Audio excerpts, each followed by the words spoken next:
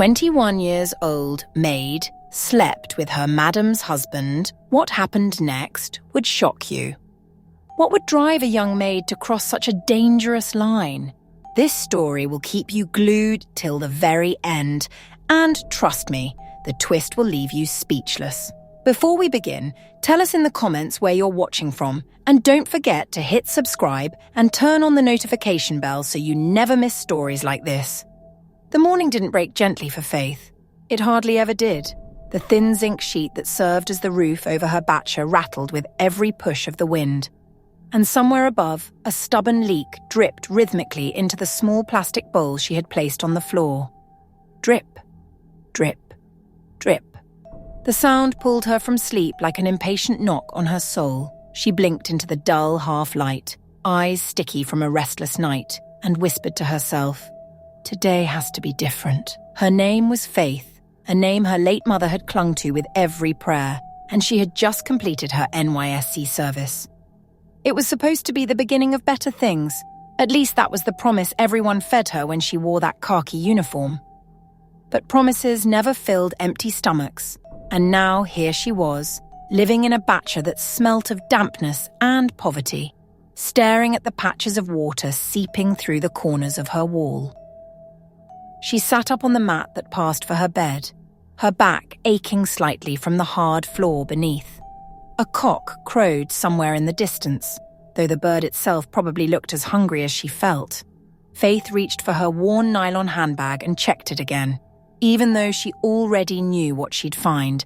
Just one last transport card tucked neatly at the bottom, her golden ticket for the job interview today. After this, she had nothing, not a coin left.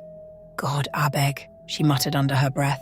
"If not for me, then at least for my mother's prayers. Make today favour me." The voices of neighbours filtered in through the cracked wood of her wall, someone scolding a child, another banging a pot against a stone, the restless chaos of survival. Faith sighed, her chest tightening with the weight of her reality. She pulled herself together, washing her face quickly with the cold water she had stored in a small yellow keg. She had no time for breakfast, not even gari. Hunger would simply have to walk with her. When she stepped outside, the morning was heavy with the aftertaste of rain. The ground was soft and muddy, and she tiptoed carefully to avoid splashing her only pair of black shoes. They were scuffed, the heels slightly loose, but they were all she had for official days like this. The faded blouse and skirt she wore looked a little too thin for her tall, slender frame, but she straightened them with both hands, squaring her shoulders the way her mother used to tell her. "No matter where you day, look like you deserve to be there." At the park, she squeezed into a rickety bus heading for GRA. The air inside was hot and sticky, and the conductor's voice was already loud, arguing with a passenger about balance. Faith pressed her back into the torn leather seat, clutching her bag tightly to her chest. The bus jolted forward, and with every bump, she felt her heart thud harder against her ribs. "This job must click," she whispered to herself, her lips barely moving. "It has to. I can't go back like this. Not again." Her stomach growled softly, and she shut her eyes, pretending it wasn't there. Around her, the passengers chatted in bursts, one woman complaining about the price of tomatoes, another man boasting about a cousin who had hammered abroad. Their words floated past Faith like smoke, but her mind was somewhere else. She imagined herself walking into an office with air conditioners humming, her CV glowing in her hands, a manager smiling and saying, "Congratulations, you're the one we've been looking for." The fantasy gave her a small, fleeting smile. Then reality pinched it away. She rubbed her palms together nervously, whispering again, "God, please. Just today. I don't want plenty, just small breakthrough." The bus ride stretched longer than her patience. Traffic held them down at a roundabout, and she found herself staring at the tall buildings of the estate in the distance, the kind of houses she only ever saw in magazines or Nollywood films.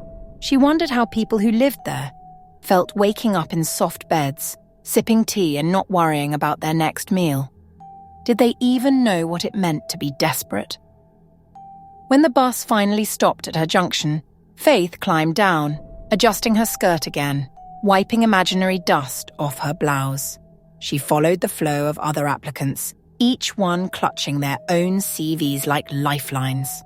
The company gate loomed ahead, tall and intimidating, guarded by two stern-looking men. Her heart began to race. She wiped her palms against her skirt, tried to swallow the lump in her throat, and whispered once more to herself, "This is it, Faith. Today, everything will change." She didn't know if the words were true or just another illusion her mind cooked up to keep her moving. But as she joined the thick crowd already pressed against the gate, she held on tightly to that fragile thread of hope, because it was all she had left. Faith had thought the hardest part would be getting here, standing at the tall company gates with her CV tucked under her arm. She never imagined the harder part would be the waiting, the endless hours that dragged her strength out piece by piece. The sun rose higher, heat pressing down on the sea of applicants like a punishment. Sweat trickled down her back, soaking her blouse. She shifted from one tired foot to the other, clutching her handbag so tightly her knuckles turned pale. Every few minutes, another candidate would be called in, and every few minutes, another would walk back out, faces heavy, shoulders slumped, lips pressed in defeat. Some shook their heads bitterly. Others muttered under their breath, "Nonsense waste of time." Faith watched them, her heart squeezing tighter with each one. She tried to read their faces, searching for clues. Did they fail because they weren't qualified? Or was the company simply too strict? What are they asking them inside? Her stomach growled, reminding her that she hadn't eaten since yesterday. She pressed her hand against her belly, whispering quietly, "Just hold on. Let me get this job first." Her mouth was dry, but her hope was what kept her standing there, refusing to give up. By the time they finally called her name, her legs felt like sticks of broom. She straightened her skirt quickly, ran a trembling hand over her hair, and whispered a shaky prayer. "God, this is me. Please help me." The office she stepped into smelled of expensive polish, cold air brushing against her skin from the humming air conditioner. Behind the desk sat a man in a crisp shirt, his tie loosely hanging, his eyes already scanning her body before she even sat down. He gestured lazily at the chair opposite him. "Sit," he said, his tone carrying the weight of authority, mixed with something else, something slimy. Faith sat, carefully placing her CV on the table, her heart thudding in her ears. She waited for him to ask her questions. Anything about her qualifications, her degree, her NYSC, but instead he leaned back in his chair, lips curled into a half-smile that made her skin crawl. "Young lady," he began, tapping his pen against the desk, "you don't need to stress yourself." Faith blinked, unsure what he meant. "Sir?" He leaned forward, lowering his voice as if sharing a secret. "If you really want this job, you'll have to service my engine first." The words hit her like cold water. For a moment, she thought she had misheard him. Her lips parted, then closed again. "Sir, I don't understand," the man chuckled, eyes glinting with shamelessness. "You understand. Don't play innocent. Service my engine and the job is yours. Simple." Faith's breath caught in her throat. The blood rushed to her face, her ears burning. She clutched her bag tighter, words tumbling out before she could stop them. "I can't do that. I came here for an interview, not this." His smile vanished instantly, replaced by irritation.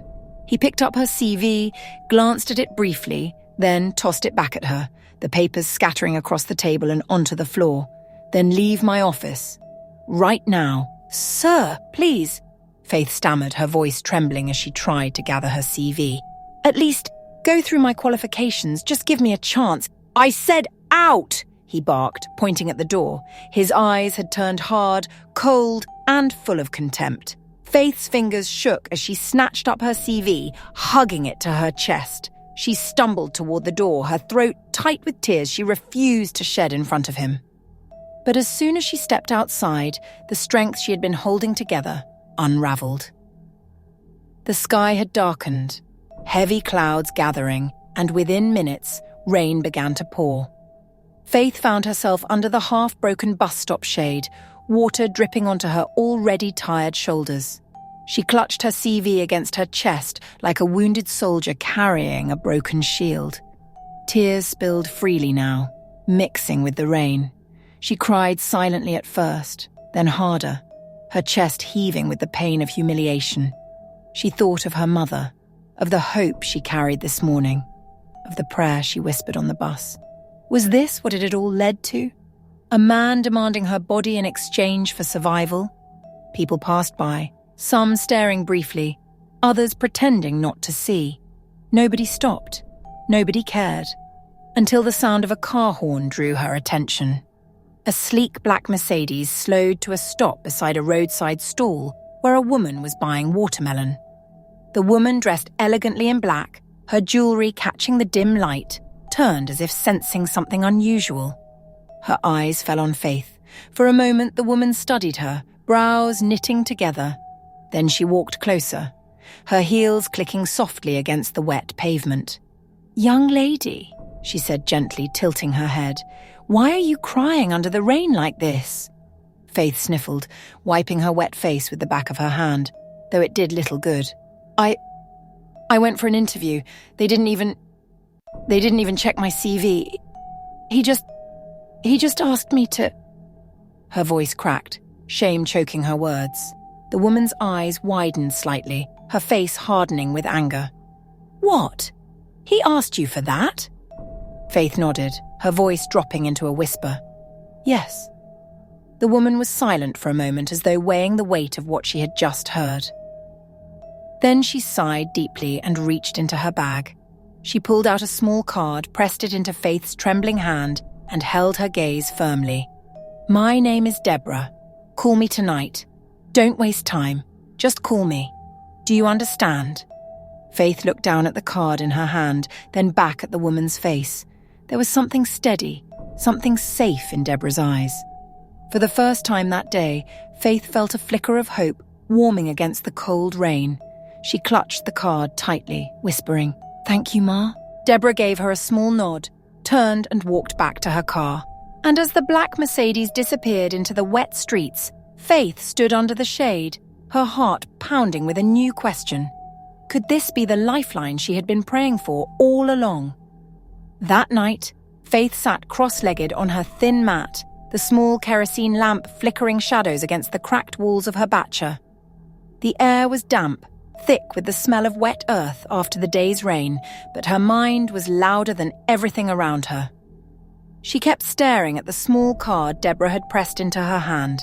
She turned it over again and again as though it might disappear if she blinked too long. Her fingers trembled slightly as she traced the bold print of Deborah's name. She had tucked the card into her bag earlier, but she pulled it out every few minutes like it was oxygen, like it was the only thing keeping her from drowning in hopelessness. What if Deborah had just been polite? What if the woman only gave her the card to ease her tears? Faith's heart pounded harder with each thought. The night stretched on, and she lay back, staring at the roof, watching tiny droplets fall into the plastic bowl in the corner. The sound of dripping water was like a clock ticking into her ear, counting down the seconds of her misery. Finally, unable to bear it, she reached for her small phone, the screen cracked at the corner. Her thumb hovered over the digits as she whispered to herself, "What's the worst that can happen? If she doesn't answer, at least I tried." She dialed. The line rang once, twice. On the third ring, a calm, collected voice answered. "Hello? This is Deborah." Faith's chest tightened. Her words tumbled out, shaky and nervous. "Ma, it's me. The girl from earlier today. The one you met at the bus stop." There was a brief pause, then Deborah's voice softened. "Oh, yes. Faith, right?" "Yes, Ma." Faith's eyes brimmed with tears again. I just wanted to thank you. For stopping, for giving me your card." "You're welcome," Deborah said gently. "Now listen carefully. Come to my house tomorrow morning. Don't worry. I'll give you directions. We'll talk better when I see you." Faith clutched the phone tighter, her heart racing. "Yes, Ma. Thank you, Ma. God bless you." She hung up, falling back onto the mat, tears slipping down her cheeks. But this time, they weren't only tears of pain. They were mixed with something unfamiliar in recent times, a fragile thread of hope. By morning, Faith stood before a massive iron gate painted deep green. She had followed the directions carefully, her heart in her mouth every step of the way. The gate alone looked more expensive than her entire bacha. A uniformed security man opened after a brief call inside, and as Faith stepped through, her breath caught in her chest. The compound was sprawling, paved neatly, with flowers planted in straight lines on both sides of the walkway. The house itself rose like something out of a glossy magazine, cream walls, wide glass windows, and a balcony with railings that gleamed in the sun. Faith's feet felt suddenly too heavy in her worn shoes. She glanced down at her faded skirt and blouse, wishing she looked half as polished as the world around her. Inside, the air smelled faintly of vanilla and polish, and the cool of the air conditioner brushed against her skin like a soft whisper. The chairs were plush, the floors spotless. Faith felt like she had stepped into another planet, one far removed from the leaking roof and muddy floor she called home. Deborah descended the stairs in a flowing gown, her presence calm but commanding. She smiled warmly. "Faith, you're welcome. Sit down." Faith obeyed, perching nervously on the edge of a leather chair. Her hands wouldn't stop fidgeting. "I thought about you," Deborah began, folding her hands neatly. "I can't promise you an office job right now, but I can help you. I need someone in the house. A chef. Someone to handle domestic work. It's not glamorous, I know, but it will keep you afloat until something better comes." Faith's eyes widened, her voice shaking with gratitude. "Ma, anything. I'll do anything. Thank you so much." Deborah chuckled lightly. "Don't thank me yet, it's work, you'll earn your keep. But when a vacancy comes in line with your certificate, I'll help you transition. At least by then, you'll have saved something to get a place of your own." Faith nodded vigorously, her chest swelling with relief. "Yes, Ma. God bless you. I promise I won't disappoint." That evening, Faith settled into the servants' quarters, a small but clean room at the back of the compound. For the first time in months, she lay on a proper mattress. The ceiling didn't leak, and the walls didn't smell of dampness. She closed her eyes, whispering a prayer of thanks. It didn't take long before she noticed the quiet figure of a man who seemed to command respect even without speaking much. Chief Udo, Deborah's husband. He was older, grey streaks in his hair, his build heavy but dignified. Faith observed him carefully, the way he walked with a slight limp, the way his voice filled the living room even when he wasn't trying. He had the air of someone who had seen it all, made his money, and was now content to live in quiet wealth. His children, Faith soon learned, were all abroad, grown independent, building their own lives. That left Chief Udo and Madame Deborah alone in the house, the silence of retirement filling the spaces between them. Faith often wondered what it must feel like to have lived such a life, to reach old age with wealth spread out before you like a banquet. For now, though, she wasn't concerned with the mystery of their marriage or the weight of their riches. For now, all she felt was a fragile sense of safety. For the first time in a long while, Faith allowed herself to breathe just a little easier. But deep in her chest, a whisper of unease lingered, like a shadow she couldn't quite shake. Something told her that the door which had opened might not only lead to blessing, it might also lead to battles she wasn't ready for. The morning started quietly, sunlight stretching lazily across the compound as birds chirped from the mango tree outside. Faith was just sweeping the corridor when Chief Udo's voice boomed from inside. "Faith!" She froze, broom still in her hand. His voice carried that tone of authority that left no room for delay. She hurried in. "Yes, sir." Chief sat comfortably in the living room, a newspaper folded across his lap, glasses balanced on his nose. Without even looking up, he said, "Prepare me egg sauce and toast bread. Don't waste time." Faith's heart skipped. "Yes, sir," she answered quickly, forcing a smile that didn't reach her eyes. She walked to the kitchen, each step heavier than the last. The truth was simple. Faith didn't know how to cook. Not properly. Her parents had once been comfortable, house helps everywhere, meals arriving at the table like magic. She had been pampered, shielded from chores, told to focus on her studies. Cooking had never been her skill. And now, here she was, standing in a stranger's spotless kitchen, faced with an order she couldn't refuse. She opened the fridge and stared at the trays of eggs stacked neatly inside. How many was enough? Chief Udo was a big man. His stomach was round, like the type that spoke of wealth and years of eating well. She chewed her lip nervously. Big stomach means big appetite, Abby? Her trembling hands began pulling out eggs, 1, 2, 3, until she stopped counting at 30. She lined them up on the counter, her mind buzzing with fear and determination. If he eats plenty, he'll be happy. That's what matters, she whispered to herself. The sound of shells cracking filled the kitchen.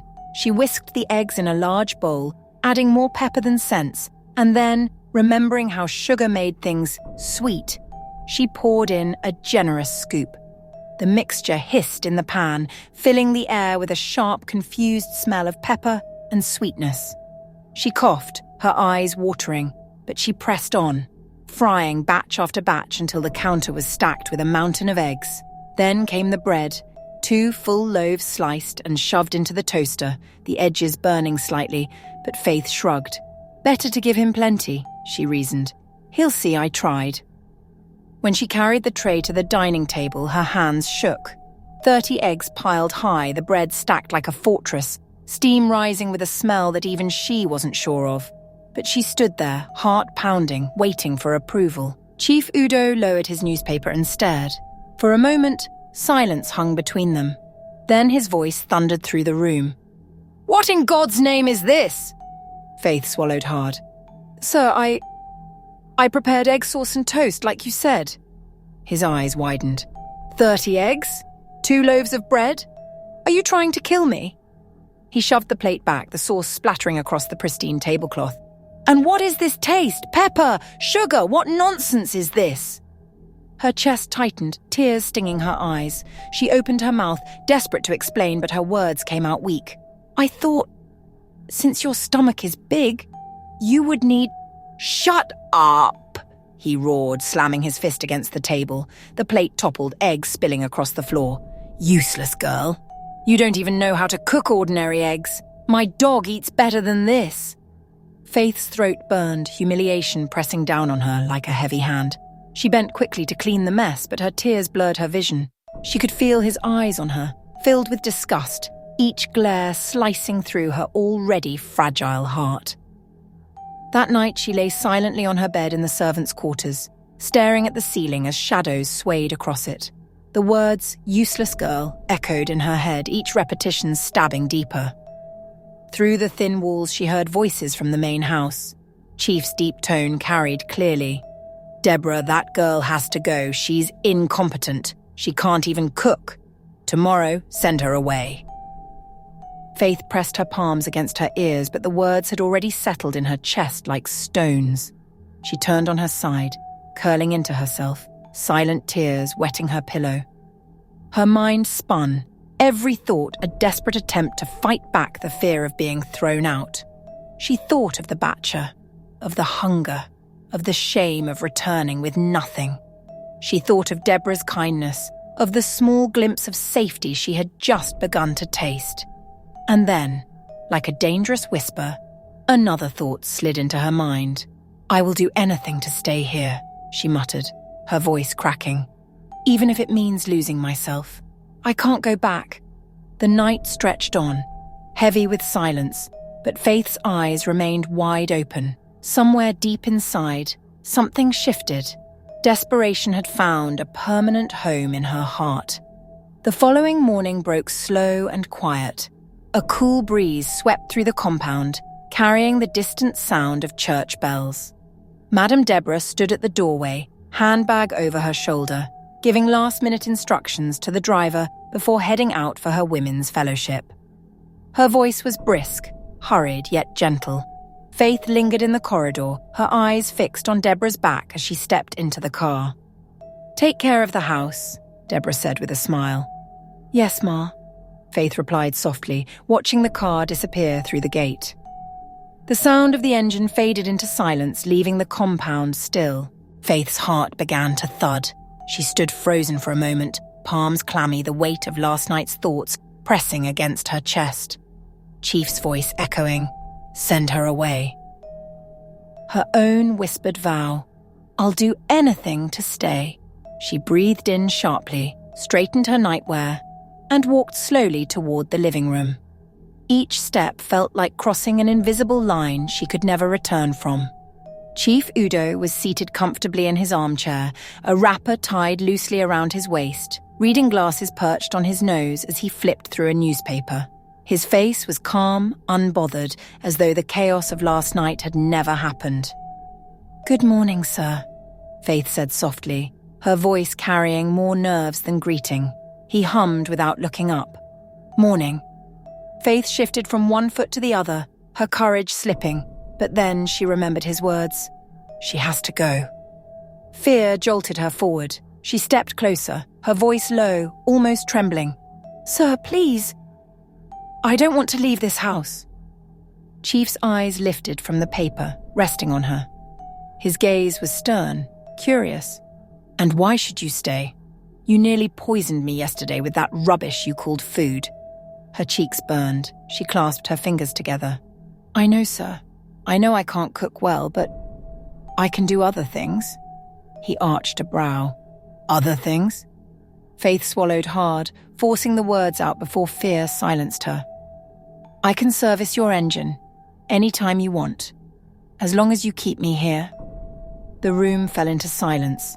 The clock on the wall ticked audibly, each second heavier than the last.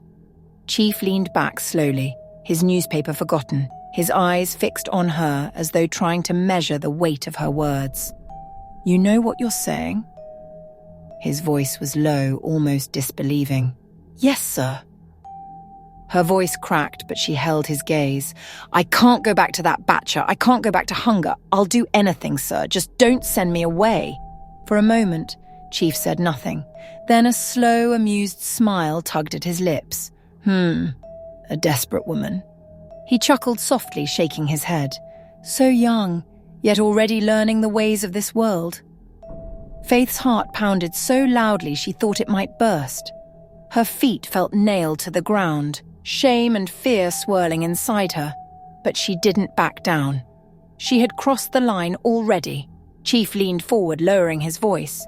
"If I accept this arrangement, you must understand no one can know, especially my wife.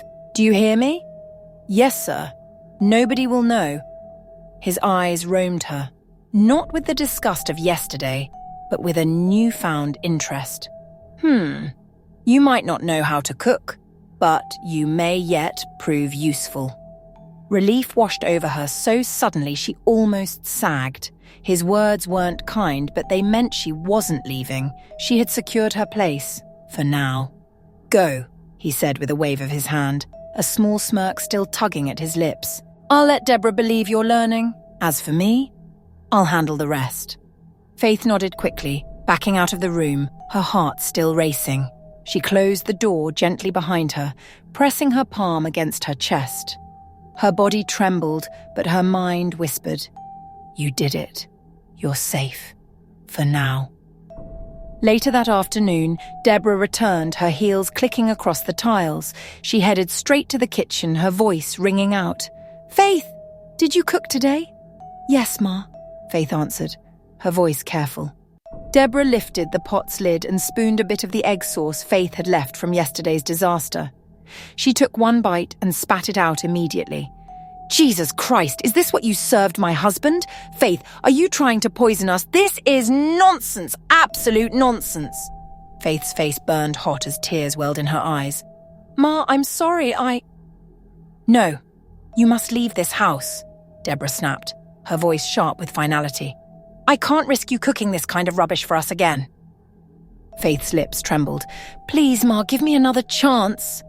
Her plea was drowned out by the unexpected sound of Chief's voice from behind. "Leave her alone, Deborah." Both women turned. Chief stood in the doorway, his expression calm but firm. "She's learning. Everyone makes mistakes. Let her stay." Deborah blinked, stunned. What? But yesterday you— I've changed my mind, he interrupted smoothly, his eyes steady. The girl will learn. Stop making a fuss over small things. Deborah's lips parted, confusion written across her face. She stared at him for a long moment, then shook her head slowly. Fine, if that's what you want. But her tone carried suspicion, her eyes narrowing briefly at Faith before she walked away. Faith stood frozen, her heart pounding. Chief had defended her. The same man who had shouted for her dismissal last night had now shielded her. Relief mingled with dread inside her chest. Deborah's trust in her husband's reputation as a church elder would blind her for now. But Faith knew in her bones this was only the beginning of a dangerous game. The days that followed settled into a rhythm that Faith never would have imagined for herself. The fear that once knotted her stomach every time Chief Udo's voice boomed now loosened into something else, something she couldn't quite name. Each time she slipped into his room when Deborah was away, each time she heard the soft thud of his laughter, the approving nod when he told her, "You're not going anywhere." Faith's confidence grew. She began to walk lighter through the halls of the mansion, not with arrogance, but with the subtle awareness that she had secured her place. The girl who nearly packed her things in shame was now sitting in a house where she no longer felt like a stranger. Chief had become her shield, even if the shield was carved out of something sinful. Still, at night when she lay on her bed, staring at the ceiling fans spinning lazily above, her mind whispered darker questions. How do I make sure I'm not just temporary? How do I secure my future here? Her eyes often wandered to the grandeur of the house, the marble floors, the crystal chandelier, the cars gleaming in the garage. All of it was wealth she had never dreamed of touching. Yet here she was, inside it, close enough to taste it, and her hunger was no longer just for food or safety, it was for more. One afternoon, while polishing cutlery in the kitchen, she overheard Deborah's voice drifting from the living room. "I need a driver," Deborah was saying over the phone, her tone brisk. "Chief hardly drives himself anymore, and I'm tired of depending on these cab drivers. I want someone steady, someone I can trust." Faith paused, her ears straining. Her heart quickened. A driver meant an opening, an opportunity, and immediately, one name slipped into her mind. Martin. Martin, her coursemate from school. Martin, the one who had once hovered around her with a shy smile, carrying her books, offering to walk her to the hostel. He had been broke, hopeless in his own way, but his affection for her had been obvious. She never encouraged it then. What was love when hunger was louder? But now, maybe, just maybe, he could be useful. That evening, Faith slipped into her room, shut the door, and pulled out her small phone. She dialed his number, her voice hushed and urgent when he picked up. "Martin, it's me. Faith." His surprise was audible. "Faith? Long time. I didn't even know you still had my number." "There's no time," she cut him short. "Listen carefully, I've found a job for you. My madam is looking for a driver. She's serious about it. I already mentioned you. They'll call you soon. Don't mess this up." Silence hung for a moment before Martin spoke again, his tone incredulous. "Faith, are you serious? You mean I could finally get something steady?" "Yes. Just prepare yourself, dress well, make a good impression." "Thank you," he said, voice thick with relief. "God bless you. You don't know what this means to me." Faith smiled faintly in the dark. "I know exactly what it means. Just be ready." 2 days later, Martin arrived at the house for the interview. Faith watched from the corner of the compound as he stepped out of a kiki, adjusting the collar of his crisp white shirt. He looked good, better than she remembered. Tall, broad-shouldered, his skin glowing with fresh confidence. Even Deborah's eyes softened as she shook his hand, impressed by his polite manner and neat appearance. Within minutes, he had the keys in his hand. He had passed. That evening, as the compound grew quiet, Faith found him by the backyard, leaning against the wall with the new car keys dangling from his fingers. Still grinning like a child, she walked up to him, her voice low, carrying an edge of urgency. Martin, listen carefully. This job it's not just about driving. There's more. He frowned, confused. What do you mean? Faith leaned closer, her eyes darting around to make sure no one was listening. Then in a whisper, she confessed, I'm already sleeping with Chief. That's why I'm still here. Martin's face froze, the keys slipping from his hand and clattering softly on the ground. You're what? His voice cracked in disbelief. Shh, Faith hissed, grabbing his arm. Keep your voice down. Do you want the whole house to hear?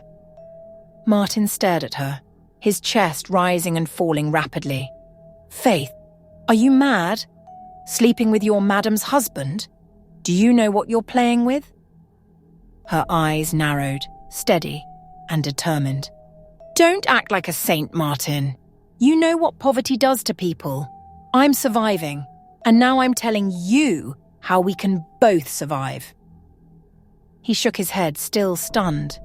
Survive? You want me to what? Sleep with your madam? Yes, she said firmly, her voice almost trembling with intensity. She's lonely. She's distracted. You're handsome. Use it. Win her over. If she starts giving you money and I keep Chief hooked, we can both profit. Don't you see? We could secure everything. This house, this wealth, our future. Martin stared at her, his jaw clenched, his hands trembling slightly.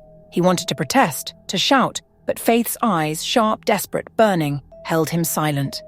Don't overthink it, she whispered, pressing her hand against his chest. Just trust me.